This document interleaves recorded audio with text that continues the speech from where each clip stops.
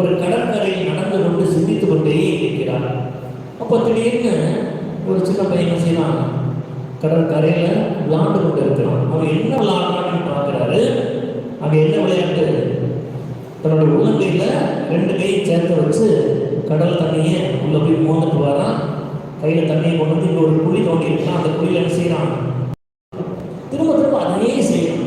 அப்போ அவனை கூப்பிட்டு கேட்குறாரு, தம்பி என்ன செய்யுங்க? அந்த கடலை என் கையால் கடல் தண்ணியெல்லாம் எடுத்து இந்த குழிகளை ஊற்றி கடலை வத்த வைக்க போகிறேன். உடனே இவர் பயங்கரமாக சிரிக்கிறார். இது ஒன்றால் முடியுமா?